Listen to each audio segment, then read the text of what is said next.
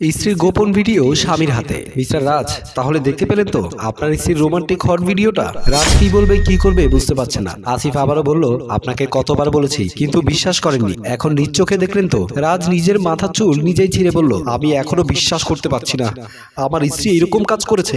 আসিফ বলল, জলজন্ত প্রমাণ আপনার চোখের সামনে, তবুও বিশ্বাস করতে পারছে না বলছেন। রাজ বলল, আমার স্ত্রীর পরিবার সমাজের 8-10টা সম্মানিত পরিবারের মধ্যে এক পরিবার, তাহলে ওই পরিবারের সন্তান এমন কিছু কি করে করতে পারে? আসিফ বলল, আপনার স্ত্রীর এই নোংরা চরিত্রের কথা খুব বেশি লোকজন জানে না, আমি আর হাতে গোনা কয়েকজন জানি। রাজ বলল, আপনি আমাকে ভিডিওটা সেন্ড করুন, বাকিটা আমি দেখছি। আসিফ ভিডিওটা রাজের হোয়াটসঅ্যাপে সেন্ড করলো, তারপর বলল, আমি আশা করব আপনার মতো সম্মানিত ব্যক্তি এরকম নোংরা মেয়ের সাথে সংসার করবেন না। রাজ কিছু না বলে চলে গেল। বাসায় এসে রাজের মন খারাপ হয়ে সোফায় বসে আছে। রাজের স্ত্রী তিশা এক গ্লাস পানি এনে স্বামীকে দিয়ে বলল, আজকে এত দেরি হলো কেন? রাজ পানির গ্লাসটা হাতে নিয়ে টি টেবিলে রেখে দিয়ে রেগে জবাব দিল, তোমাকে কৈফিয়ত দিতে হবে, কেন দেরি করেছি? তুমি রাগ করছো কেন? আমি কি এমন বললাম? রাজ ভাবলো, না না, আমাকে সতর্ক থাকতে হবে, এখনই কিছু বলা যাবে না, তা না হলে আসল রূপ জানতে পারবো না। তারপর বলল, আমি একটু একা থাকতে চাচ্ছি, তুমি প্লিজ এখন আসো। তিশা বলল, কি হয়েছে তোমার? তোমার কি মন খারাপ? রাজ মৃদু হেসে বলল, আরে না, আমার মন খারাপ হবে কেন? আসলে অফিসে একটু চাপ যাচ্ছে তো, তাই একটু বিরক্ত আছি। তিশা বলল, আচ্ছা, আমি তোমাকে তোমার পছন্দের নুডলস বানিয়ে দিচ্ছি, খেলে মন অটোমেটিক ভালো হয়ে যাবে। রাজ এই মুহূর্তে তার স্ত্রীর সাথে কথা বলতে না চাইলেও বলতে হচ্ছে। বলল, আচ্ছা যাও, বানিয়ে নিয়ে আসো, তোমার হাতের ঝাল ঝাল নুডলস গুলো আমার কাছে দারুণ মিষ্টি লাগে। তিশা স্বামীর এই কথাটা শোনার পরই নুডলস বানাতে বেশি স্বাচ্ছন্দ্য বোধ করে। স্বামীর গলাটা আলতো ভাবে ছুঁয়ে চলে গেল। রাজ বিরক্ত হয়ে ধ্যাত বলে উঠল। এদিকে মা আর নীলা বসে বসে লুডো খেলছে। নীলা বলল, আজকে তোমাকে হারাবই, রোজ রোজ আমি হারবো তা তো হবে না মা।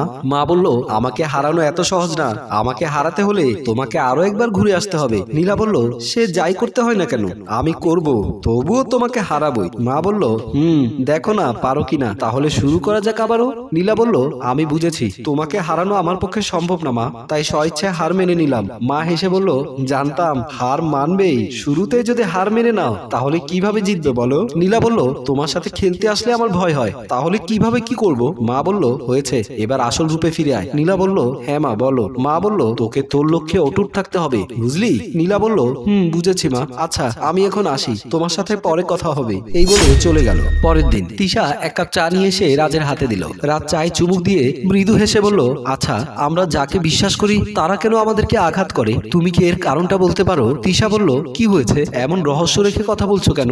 রাজ বলল, বিশ্বাসের গায়ে করাতে দাঁতের চাপ বসিয়ে দেয় আমাদের চেনা মানুষগুলো, আমরা তবুও তাদেরকে কিছুই বলতে পারি না, এটাই আমাদের কষ্টের কারণ। তিশা বলল, আমার কোনো কথায় কি কষ্ট পেয়েছো? যদি আমি আঘাত দিয়ে থাকি তাহলে প্লিজ বলো। আচ্ছা তুমি নিজের কাজে যাও, আমি পরে কথা বলবো। তিশা স্বামীর এমন কথার আগামাথা কিছুই বুঝলো না, সে আর কিছু না বলে চলে গেল।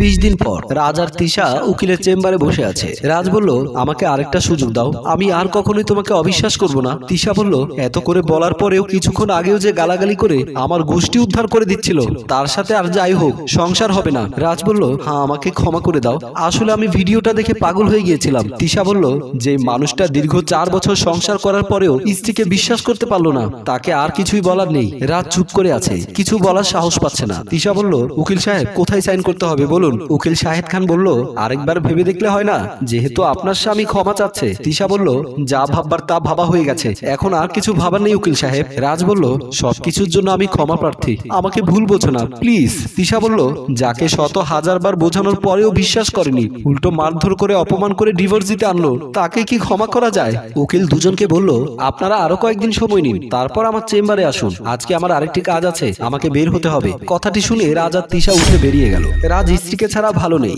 স্ত্রীকে ছাড়া কেমন জানি এলোমেলো উগ্র মেজাজি হয়ে গেছে। নীলা এসে বলল, ভাইয়া তোমার কি হয়েছে, এভাবে চুপচাপ কি ভাবো সারাক্ষণ? রাজ রাগী চোখ নিয়ে বোনের দিকে তাকিয়ে বলল, আমার সামনে থেকে যা, ভুল করেও আমার সামনে আসবি না। নীলা বলল, ভাইয়া তুমি আমার সাথে এমন করে কথা বলছো কেন, আমি কি করেছি?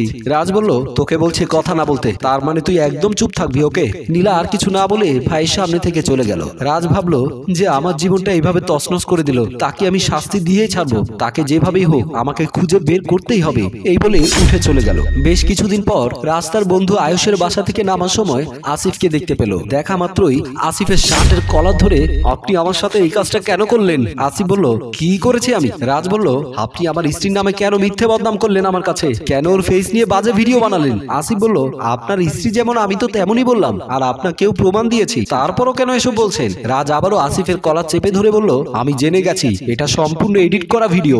এখন তুই সত্যি কথা বলবি নাকি তোকে পুলিশে দেব? পুলিশের কথা শুনে আসিফ ভয় পেয়ে গেল। তারপর বলল, আমার কোনো দোষ নেই, আমাকে আপনার বোন নীলা যা করতে বলেছে আমি তাই করেছি। রাজ অবাক হয়ে বলল, নীলা তোকে এসব করতে বলেছে? কেন এরকম করতে বলেছে বল? সেটা আপনার বোনকে জিজ্ঞেস করুন, আমি সবকিছু জানি না। আচ্ছা যা আমার চোখের সামনে থেকে, আর কোনোদিনও যাতে না দেখি। আসিফ তড়িঘড়ি করে চলে গেল। বাসায় এসে নীলার গালে কোষের কয়েকটা থাপ্পড় দিয়ে বলল, কেন করলি এমনটা? কেন আমার এত বড় ক্ষতি করলি? নীলা গালে হাত রেখে বলল, তুমি আমাকে মারলে কেন? কি হয়েছে? আমি কি করেছি? রাজ বলল, আসিফকে দিয়ে তোর ভাবির গোপন ভিডিও কেন বানালি? কি দোষ করেছিল তোর ভাবি? কথাটি শুনে নীলা ভয় পেয়ে গেল। কি বলবে প্রতি উত্তরে কিছুই বুঝতে পারছে না। রাজ বলল, তোকে কিছু জিজ্ঞেস করছি, বলবি নাকি আবারও মার খাবি? নীলা বলল, বলছি, তুমি প্লিজ আমাকে আর মেরো না। ভাবি একদিন আসিফের সাথে আমাকে দেখে ফেলে। আসিফ নীলার গালে চুমু খেয়ে ঘাড়ে চুমু খেতে যাবে, তখন তিশা এসে বলল, ছি নীলা, তুমি এসব কি করছো?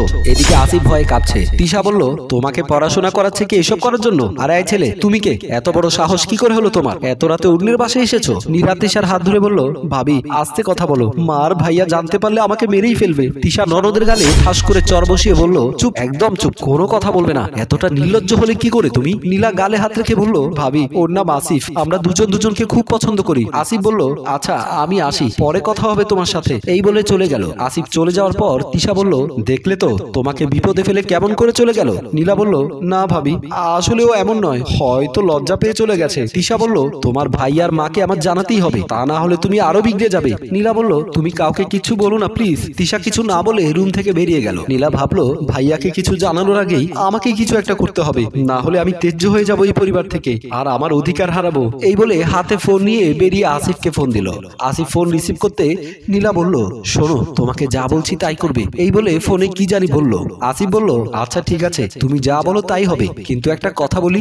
বলো, কি বলবে? আসিফ বলল, তোমার ভাবি তো খুব ভালো মানুষ, তাহলে ওনার বিরুদ্ধে এসব করা কি ঠিক হবে? নীলা বলল, যা বলেছি তাই করবে, বাড়তি কথা বলতে এসো না। আসিফ বলল, আচ্ছা তুমি যা ভালো বোঝো, তবে আমি ধরা পড়লে তোমার নাম বলে দেবো। আচ্ছা আমি রাখলাম, কালকে দেখা হবে। এই বলে ফোন রেখে দিল। আর এইভাবে ভাবির ভিডিও তোমার কাছে পৌঁছে যায়। বোনের এমন নির্মম ষড়যন্ত্র দেখে রাজের চোখে জল টলমল করছে। তারপর বলল, এই সামান্য কারণে আমার সংসারটা নষ্ট করে দিলি? তোর এই অসভ্যতার কারণে আমি ওকে যা নয় তাই বলে অপমান করেছি। নীলা বলল, আমাকে ক্ষমা করে দাও, আমি আর কখনোই এমন করব না। রাজ বলল, তুই এত কিছু করলি, তবুও তোর নামে এসব কিছু আমাকে জানায়নি। আর হ্যাঁ, তোকে ক্ষমা করলে ওকে ফিরে পাবো না, কারণ ও আমাকে এখন শুধুমাত্র ঘৃণাই করে। নীলা বলল, আমি ভাবিকে ফিরিয়ে আনবো, আমার কথার ভুলের কারণে আজকে তোমাদের এই পরিণতি। রাজ বলল, একটা সরল সহজ মানুষ যখন কঠিন হয়ে যায় তখন ভালোবাসা নয়, কেবলই বাস্তবতা পায়। নীলা নিজের ভুলের জন্য অনুশোচনা করছে। এদিকে রাজ অঝরে কাঁদতে থাকে। আচ্ছা, রাজ কি তিশাকে ফিরে পাবে? দ্বিতীয় পর্ব দেখতে চাইলে কমেন্ট করে জানিয়ে দিন। ভুলবশত ভুল হয়, কিন্তু বিরাট কোনো ভুল করে ফেলবেন না যার জন্য আপনার জীবনটা তছনছ হয়ে যায়। আপনার প্রিয় মানুষটিকে আপনি ছাড়া আর কে বুঝবে বলুন?